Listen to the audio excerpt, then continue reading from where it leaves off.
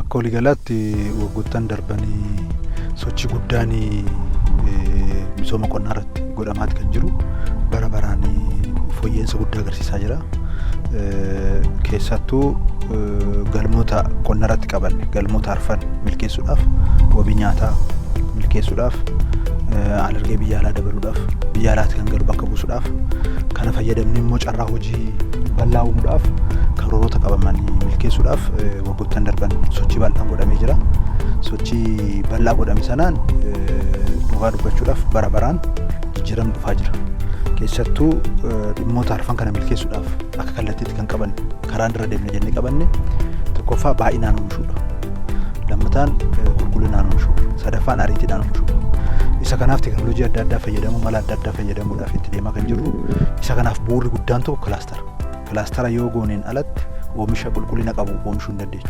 Oomisha baay'ina qabu oomishuu hin dandeenyu. Midhaanumti wal cinaa jiru wal influence wal godha. Inni tokko inni qamadii fi xaafii wal biratti facaafte wal dhiiba jechaadha. Oomishas qulqullina oomisha isaa fi baay'ina oomisha isaa gadi buusaa jechaadha. Kilaasteraan oomishuun meeshaa tokko baay'inaaf qulqullinaan oomishuudhaaf meeshaa tokkodha jechaadha.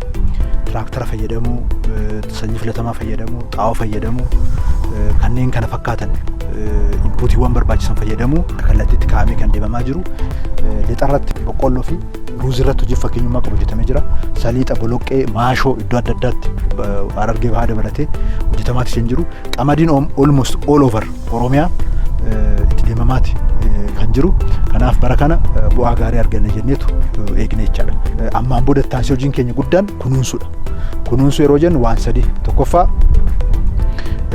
aramaadhaan akka miidhaan hin miidhamne gochuudhaaf qonnaan bulaan keenya qoricha aramaa fayyadamuu qaba. Ofiifis aramuu qaba jechaadha. Ijoollee isaa bobbaasee humna qabu bobbaasee aramaan irratti hojjetamutu irra jiraata jechaadha. Oomisha barbaannu irraa argachuudhaaf.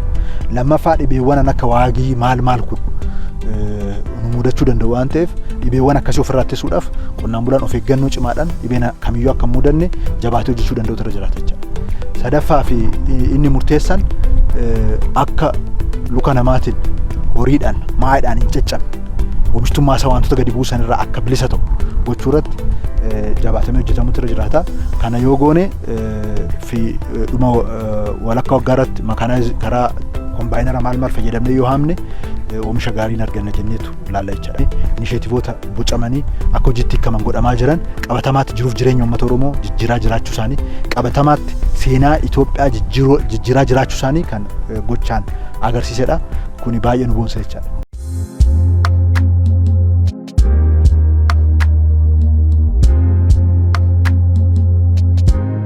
የገጠር ሽግግርን ለማረጋገጥ አንዱ ኢንትሪ ፖይንት ማሽን ማበራከት ነው። በሀገር ደረጃ ከ150 ሺህ በላይ ፓምፖች ባለፉት ጥቂት ዓመታት ገብተዋል። በ10 ሺህ የሚገመቱ ትራክተሮች ስራ ላይ ውለዋል። ወደ 1 ሺህ የሚጠጋ ኮምባይነር ስራ ላይ ውለዋል። አሁንም በበሬ የሚያርሱ አርሶ አደሮች ያሉ ቢሆንም ግን ማሽን የማበራከቱ ጉዳይ እየጨመረ መጥቷል። ከውጭ ማስገባት ብቻ ደግሞ ሳይሆን ፓምፕና ትራክተር በተወሰነ ደረጃ አሴምብል ማድረግም ተጀምሯል። እና ማሽን ስንጠቀም ሰፋፊ ቦታ አሁን በጋ በበሬ ማለት ይከብዳል፣ ደረቅ ስለሚሆን በትራክተር ሲሆን ሞር ይቀላል። ከታረሰም በኋላ በእጅ መሰብሰብና በኮምባይነር አንድ አይደለም። ባጠረ ጊዜ ውስጥ ምርት ለመሰብሰብና የሚጠፉ ዌስት ለመቀነስ ያግዛል። ከፓፓያና ከሙዝ አንጻር ያየነው አዲስ ነገር ከዚህ ቀደም የነበረው ፓፓያ ግንዱ ረጅም ፍሩቱ ያነሱ ነበሩ። ይሄ አዲሱ ዝርያ አጠር ያለ ግን በጣም ፕሮዳክቲቪቲው ሃይ የሆነ ነው። ሙዙም ጣፋጭ ዝርያ ከእስራኤል የመጣ ዝርያ ነው። እነዚህን በምርምር እያሻሻሉ ከ1 ሄክታር የሚገኘው ምርት እያሳደጉ ተጨማሪ መሬቶች እያሰፉ በክላስተር የነበረው ምርት እያሰፉ መሄድ የምግብ ሉዓላዊነት ለማረጋገጥ በእጅጉ